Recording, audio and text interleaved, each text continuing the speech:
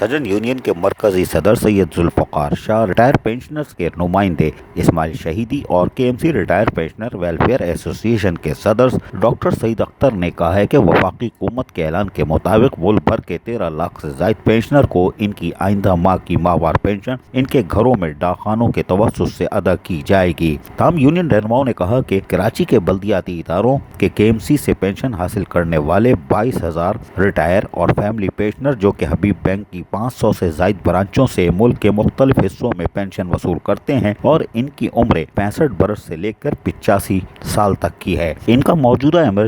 موجودہ ایمرجنسی صورتحال میں بینکوں میں قطار لگا کر پینشن وصول کرنا ناممکن عمل ہے۔ ان کو اور ان کے دیگر افراد کو کورونا وائرس منتقل ہونے کا شدید خطرہ لاحق ہو سکتا ہے، جو کہ گھر پہنچنے کے بعد آبادی میں بھی پہنچ سکتا ہے۔ سید ذوالفقار شاہ نے اپنے ایک بیان میں کہا کہ وزیر اعلیٰ سندھ، چیف سیکرٹری سندھ اور میئر کراچی سے مطالبہ کرتے ہیں کہ وہ کے ایم سی کے 22,000 ریٹائر اور فیملی پینشنر کی ماہوار پینشن کی ادائیگی کے لیے طریقہ کار وضع کریں۔ اس سلسلے میں حبیب بینک انتظامیہ سے مشاورت کے بعد ادائیگیوں کے طریقہ کار طے کر ان بزرگ پینشنر کو اس کورونا وائرس کے خطرات سے محفوظ بنائے اور ان کی پینشنز کو ان کے گھروں تک پہنچانے کا انتظام کیا جائے۔ عزیز عارف، KBS بلدیاتی نیوز، کراچی۔